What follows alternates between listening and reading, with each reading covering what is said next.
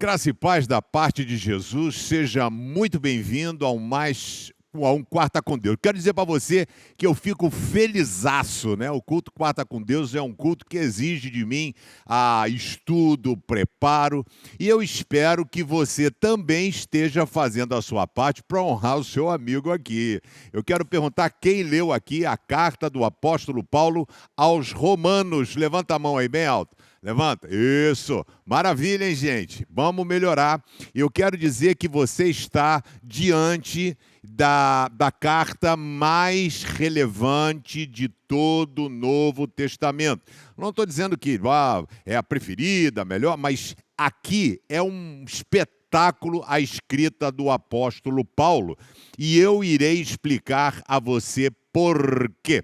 O apóstolo Paulo, ele fez 3 viagens missionárias, registradas todas em Atos dos Apóstolos, e ele, então, nas suas cartas, ele tratava de problemas pontuais daquela igreja e daquela localidade. Ele tratava as coisas que ali aconteciam, ele tratava pontualmente. A igreja de Éfeso, tal problema, Tessalônica, a galera parou de trabalhar, Gálatas, a galera desistiu do evangelho, viu outro evangelho, Corinto, a imoralidade sexual.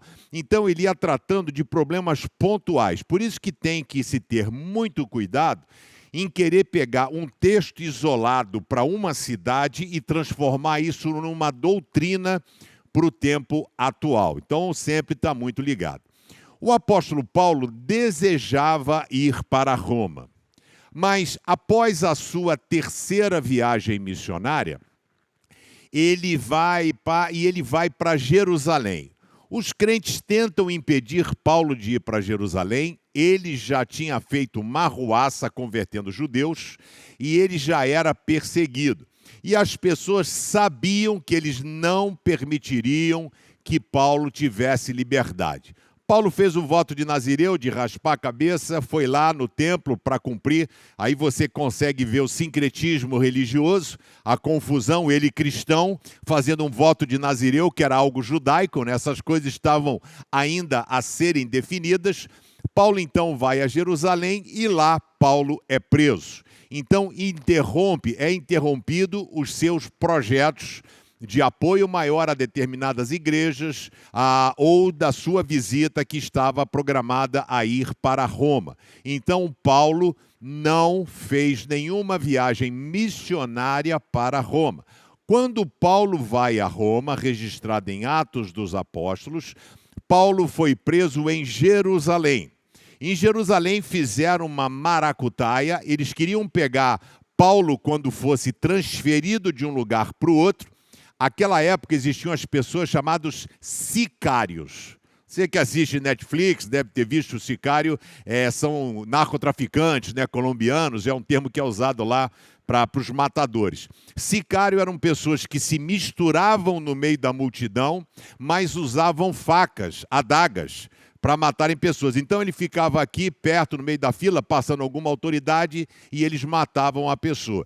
Então, isso é registrado por Flávio Joséfo na Guerra dos Judeus. Depois você dá um Google lá. E aí ele chega, preso em Jerusalém, o sobrinho de Paulo soube, pelo vucu-vucu da moçada, que queriam matar Paulo. Então, o centurião responsável por ele pega Paulo e transfere Paulo. Leva ele de noite, de uma forma que ninguém saberia, leva Paulo para Cesareia Marítima. Ali o apóstolo Paulo fica preso em Cesareia Marítima. Ele tem a sua viagem para Roma, onde ele sofre o naufrágio, né? Mas não morre ninguém. Depois você dá uma lida em Atos dos Apóstolos. E Jesus diz para ele: eu preciso que você vá pregar para o imperador. Então o apóstolo Paulo morou depois na cidade de Roma. E ele, nessa sua prisão, tanto em Cesareia Marítima como em Roma, gerou as cartas que são chamadas cartas da prisão. Efésios, Filipenses, Filemon, Colossenses, são cartas que Paulo escreveu enquanto estava preso. A gente não consegue precisar se em Cesareia ou em Roma. Ele escreve as cartas para as igrejas, mostrando que mesmo a prisão não poderia detê-lo, né? Essa prisão foi definitiva porque Paulo, no momento em que ele ia ser julgado, e ali pelo povo ia ser provavelmente linchado, ele invocou a sua cidadania romana e pediu publicamente que ele queria ser julgado pelo imperador e não pelas pessoas. Então ninguém poderia interferir. Não tinha Xandão, não tinha Supremo Tribunal Federal, entendeu? Se fosse no Brasil, tudo se resolvia, né? Aqui tudo acaba em pizza. E aí não tinha com quem recorrer, tanto que quando ele explica a sua história para o governador da Judéia, que morava em Cesareia de Filipe, tanto Félix quanto Festo, ele fala, pô, a gente poderia soltar, cara, ele é inocente, né? Mas ele pediu para ser julgado pelo imperador. Então era irrevogável. Isso fez com que a carta do apóstolo Paulo aos Romanos, fosse a carta que mais influenciasse a teologia, a carta de Paulo aos Romanos. Ele teve a liberdade por não ter ido até a igreja, não conhecer diretamente pessoas, ele teve uma absoluta liberdade, ele não ia tratar de nenhum problema pontual, ele teve uma liberdade de fazer a sua explanação teológica, o seu entendimento do cristianismo, a sua compreensão do cristianismo. E é muito legal porque Paulo vai pegar algo que era problema nas igrejas, Galácia, Corinto, Éfeso, Filipos, e ele traz isso para dentro da carta aos Romanos.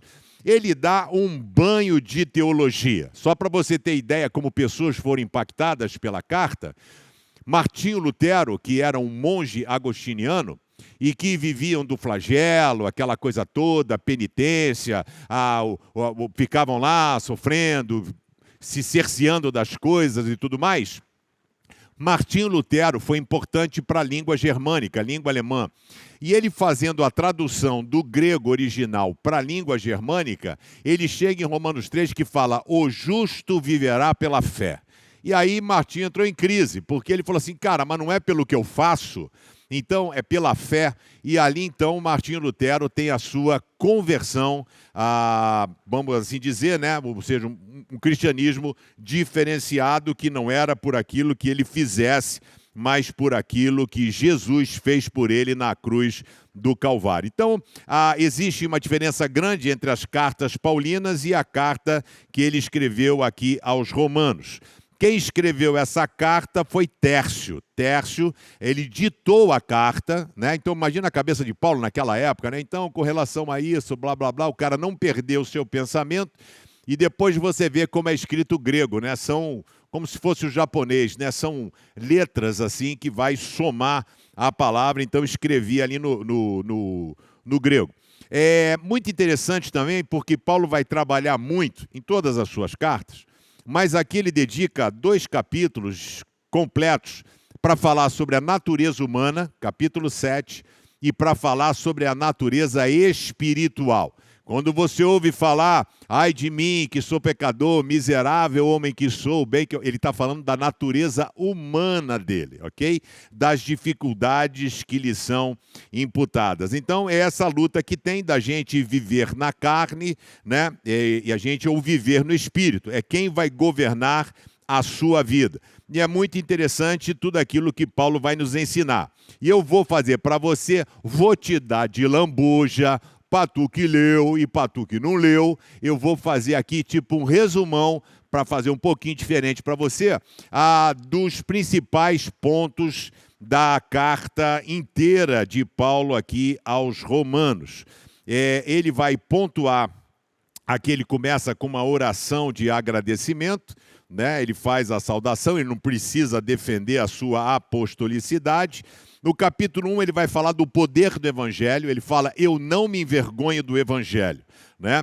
No capítulo 1, ele vai falar da culpa da humanidade por causa do seu pecado. Paulo fala ali, o homem deixando o uso natural da mulher, coabitou com outros homens, com paixões e desejos, e teve imputado em si mesmo o seu castigo. E ele cita aqui, em Romanos 1, 28, ele continua, e como não querem saber do verdadeiro conhecimento a respeito de Deus, aqui eu acho que ele está pensando da galera da Galácia, da galera de Corinto, ele os entregou, os seres humanos, aos seus maus pensamentos, de modo que eles fazem o que não devem, e estão cheios de todo tipo de perversidade, maldade, ganância, vício, ciúme, crime de morte, briga, mentira, malícia, caluniam e falam mal um dos outros, têm ódio de Deus, são atrevidos, orgulhosos, vaidosos, inventam maneiras de fazer o mal, desobedecem aos pais, são imorais, não cumprem a palavra, não têm amor por ninguém e não têm pena dos outros. É isso que ele está falando da culpa da humanidade. Aí depois você fala para mim, fala assim, não, pastor, Deus não me ama. Deus não... Aí você vê a lista do que muitas vezes nós fazemos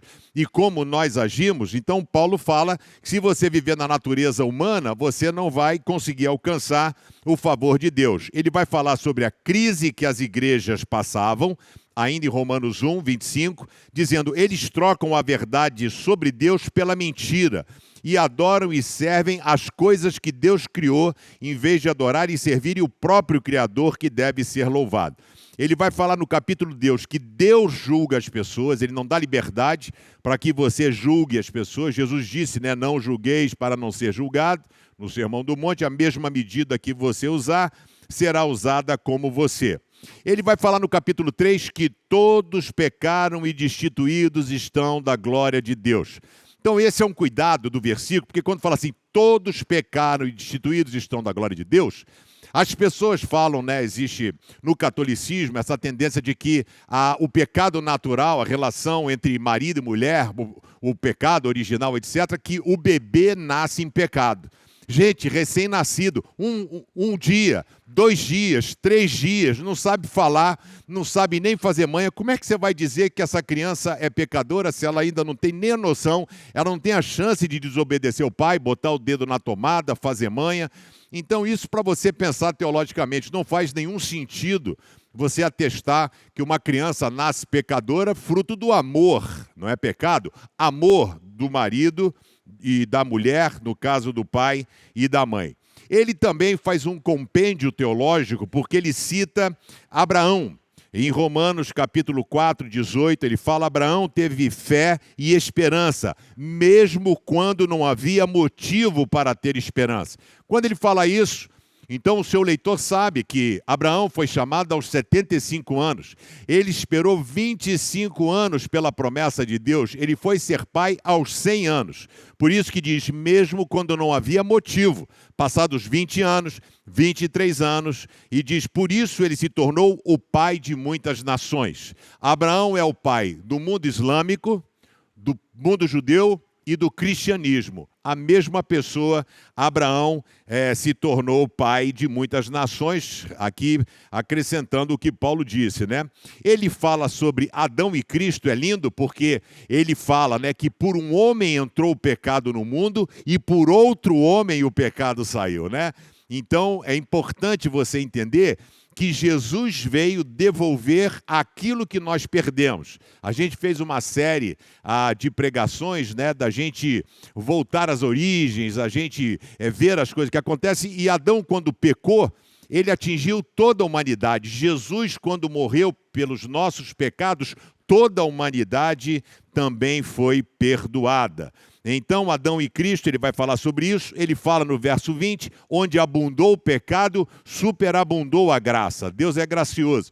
Isso gerou uma crise na teologia uma época, porque aí sempre surge um fanfarrão, entendeu? Cuidado com quem você tem ouvido, rapaz, né? Você fica, pastorzinho da moda, aí às vezes vai ouvir um monte de besteira que vai embolar a sua cabeça. Sabe que o cara pegou esse texto? Onde abundou o pecado, superabundou a graça. Ó, que interessante. Então, se eu pecar legal, eu vou ter mais graça de Deus. Então, o pastor ensinava que para você ter mais de Deus, você tinha que pecar mais. Quanto mais você pecasse, mais de Deus você tem. Você acredita nisso? Né? Então, e as pessoas eram levadas, né? Porque não conhecendo as Escrituras. O apóstolo Paulo vai dizer no capítulo 6, 23, que o salário do pecado é a morte. Já expliquei a vocês, morte é a separação de Deus. Mas o presente, o dom gratuito de Deus, é a vida eterna que temos por estarmos unidos com Cristo Jesus. Capítulo 7, Paulo vai falar sobre a lei e o pecado. E ele vai falar sobre a natureza humana. E ele expõe a sua fragilidade. Paulo mostra a sua luta interior. Ele diz, eu faço o que não quero. O que não quero, o bem que eu sei que eu tenho que fazer, a minha natureza humana me trava. E eu não consigo fazer o mal que eu não quero, porque eu sei que eu não devo, é isso que eu faço. Então, Paulo está mostrando a sua fragilidade quanto pessoa. E aí, capítulo 8 é um espetáculo, porque é a vida dominada pelo Espírito. A maioria dos versículos lindos da Bíblia que você ouve, né? Logo no primeiro versículo, nenhuma condenação há para aqueles que estão em Cristo Jesus. Pois sabemos, verso 28, que todas as coisas cooperam para o bem daqueles que amam a Deus, que Ele chamou de acordo com o seu plano. Verso 31, se Deus é por nós, quem será contra nós? Gente, você pode aplaudir? Glória a Deus, hein? Que texto lindo esse na nossa vida, né? Se Deus é por nós, quem será contra nós? Verso 38, nada poderá nos separar do amor de Deus. Gente, eu estou arrepiado aqui, não sei você, né? Mas é muito legal a gente ver, são textos que a gente usa.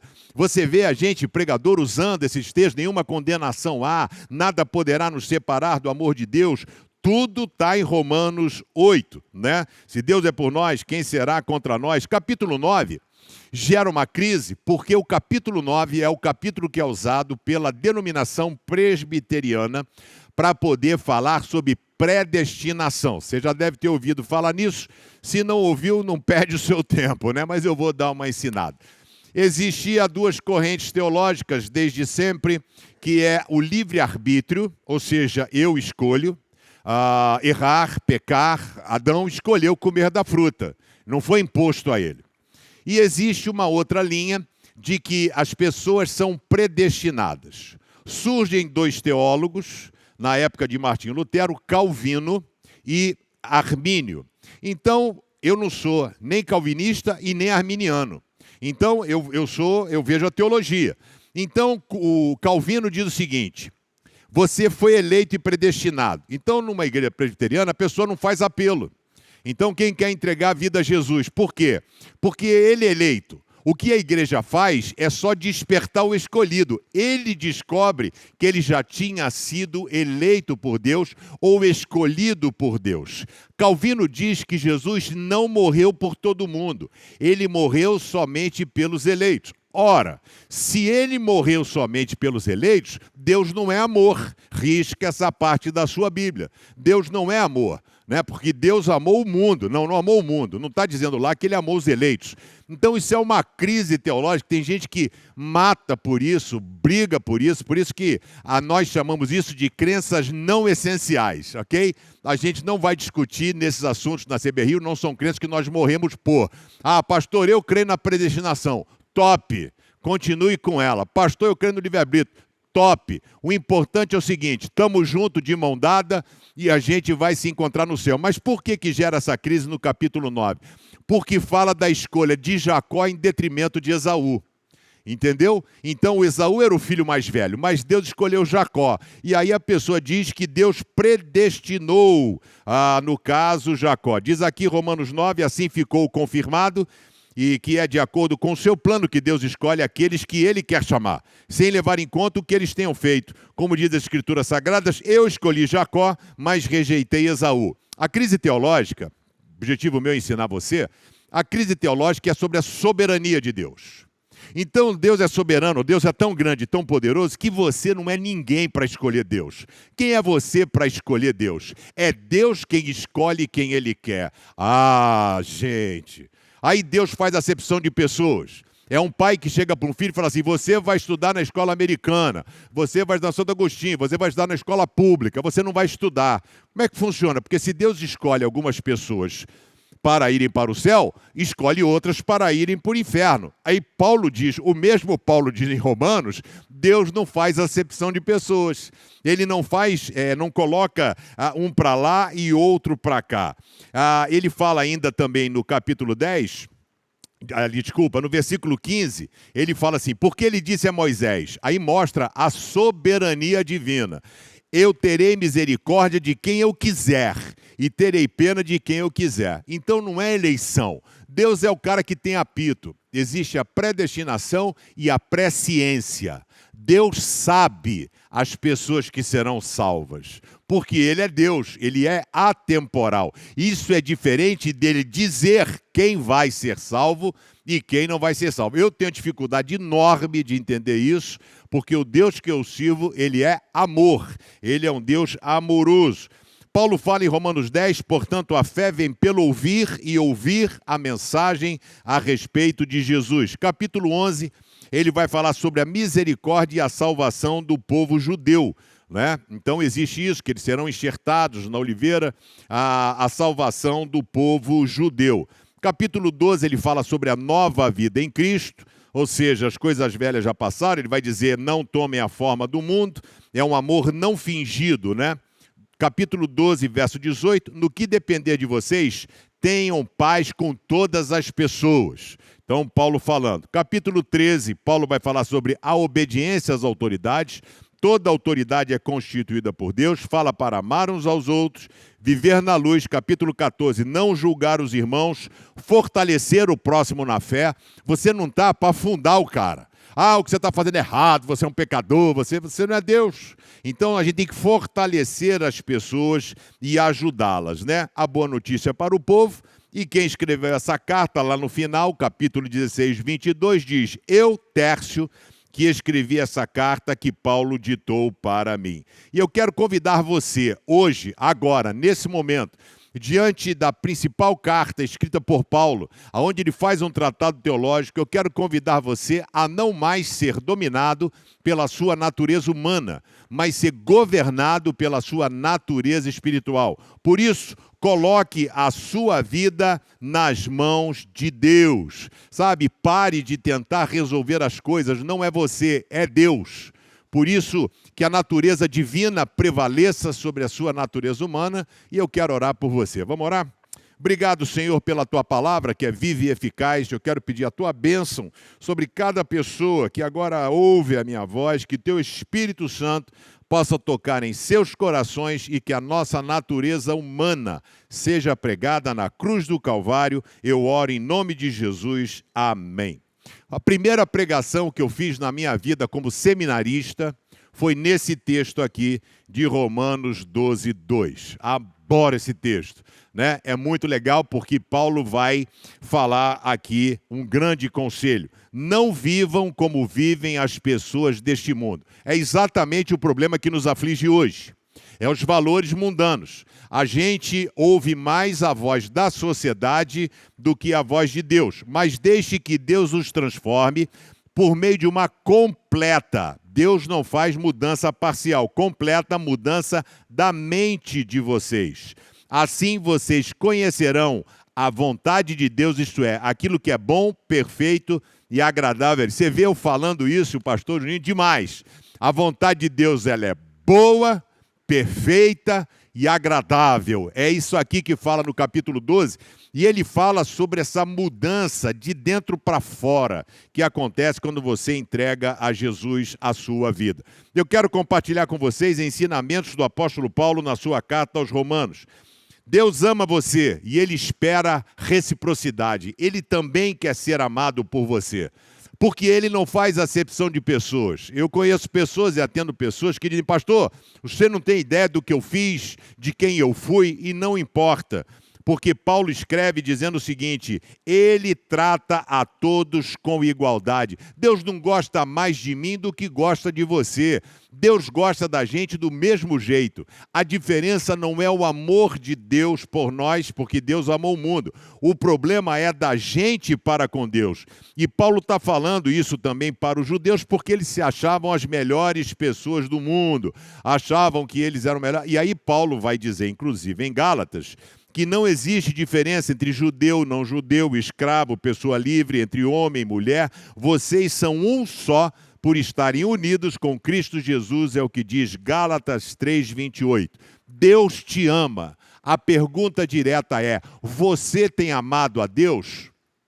amar a Deus não é falar que ama, não é ficar arrepiado ou chorar diante do louvor, não é estar presente no culto. O amor a Deus se traduz no seu comportamento diante das adversidades e diante da sociedade. Você tem exalado o bom perfume de Cristo? Você tem sido sal da terra e luz do mundo? O que você tem feito com tão grande amor que Deus demonstrou por você através de Jesus Cristo? Para viver a vida do jeito que você está vivendo, coloque a sua vida em ordem hoje. Deus não faz acepção de pessoas. Segundo lugar, Deus trabalha para fazer de você uma pessoa melhor. Esse é o foco dele. Ele vai trabalhar na sua vida, ele conhece a gente, sabe qual é o nosso ponto fraco, aonde eu tenho errado. É igual aquela parábola de Jesus com aquele menino rico, quando ele chega, Senhor, Senhor, o que farei para herdar a vida eterna? Aí Jesus fala, conhece os mandamentos? Não matarás, não adulterarás, não... Conheço e pratico, esses 3. Jesus disse, então vá, vende toda a riqueza que você tem, distribua aos pobres e depois vem e segue-me. A Bíblia diz que aquele menino foi embora triste.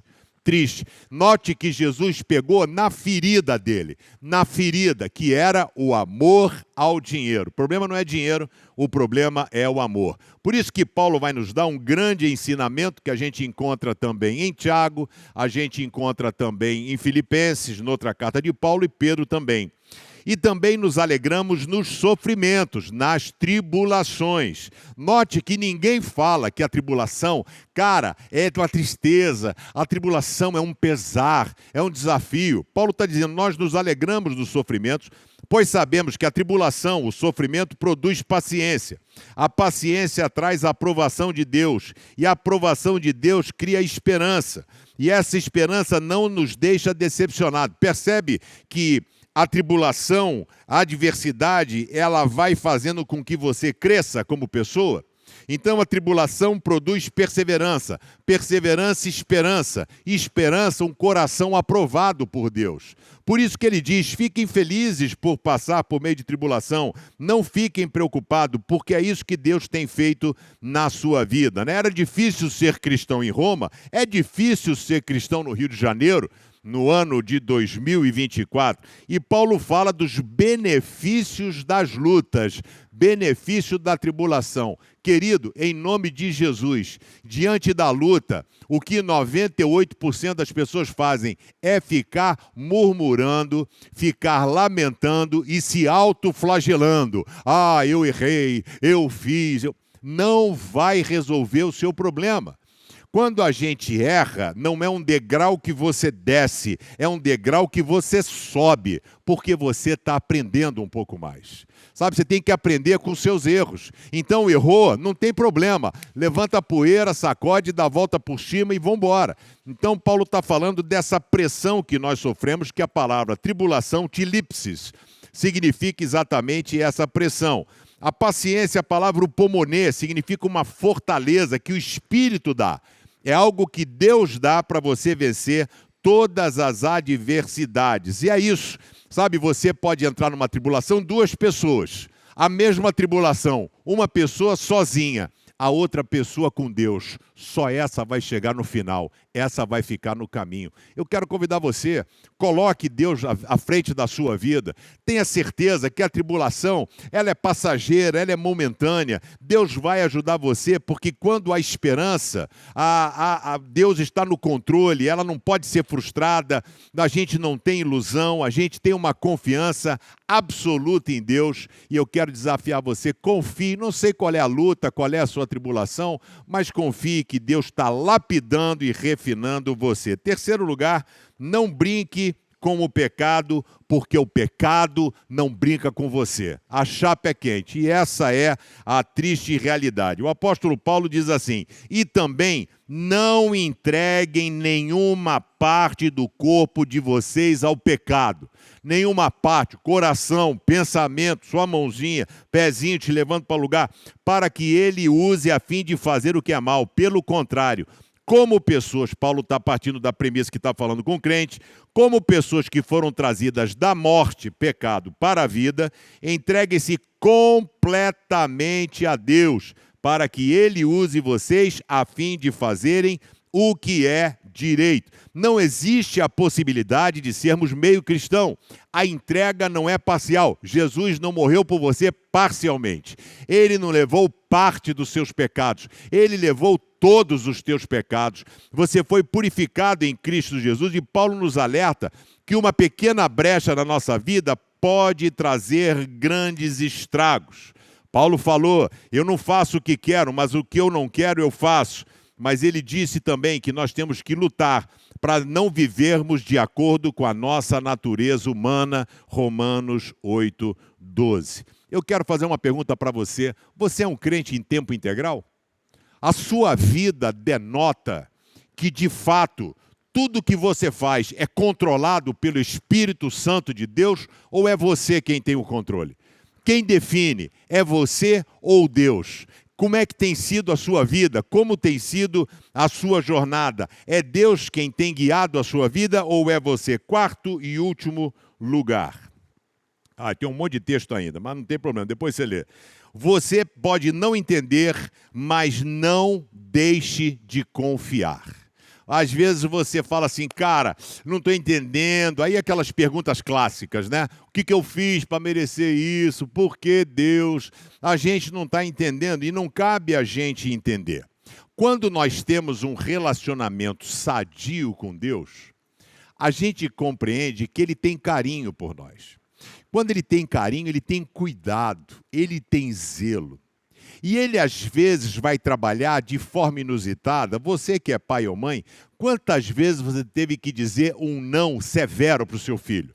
Não, não vai fazer. Que se você ficou com o coração partido, você queria ter dito sim, mas de alguma forma você quis ajudar o seu filho. Quando a nossa vida está nas mãos de Deus, a gente nunca é surpreendido, porque a gente entende que Deus está trabalhando em nosso favor. Olha o que Paulo diz, e eu queria que você anotasse esse texto e que fosse algo que você colocasse em prática na sua vida. Pois sabemos que todas as coisas, eu acho sensacional, porque não são algumas, são todas as coisas. O pneu furado, a demissão, a entrega do apartamento, todas as coisas, diz a Bíblia, todas elas cooperam, trabalham juntas para o bem daqueles que amam a Deus. Então, se você ama a Deus, a sua vida está nas mãos dele. E ele vai abrir porta, fechar porta, fazer chover, fazer parar de chover, porque ele sabe o que é melhor para você. Ele sabe como chamar a sua atenção. Ele sabe como mexer a fundo na sua vida. Ele sabe como gerar transformação. E diz aqui, daqueles que amam a Deus, daqueles a quem ele chamou de acordo com o seu plano. Sabe, Paulo fala em Romanos 8:31, diante de tudo isso, o que mais podemos dizer? Se Deus é por nós, quem será contra nós? Passamos por lutas, parece que não vamos conseguir chegar do outro lado, mas a gente consegue. Não porque você tem força, mas porque Deus não está segurando na sua mão. Deus está segurando você no colo e Ele vai levar você a um local seguro. Eu queria muito, mas muito orar pela sua vida. Eu não sei como você entrou aqui hoje, mas Deus tem um plano enorme para a sua vida. É por isso que Ele trouxe você aqui agora. Feche seus olhos, abaixe a sua cabeça, abra o seu coração. Agora é você e Deus e ninguém mais.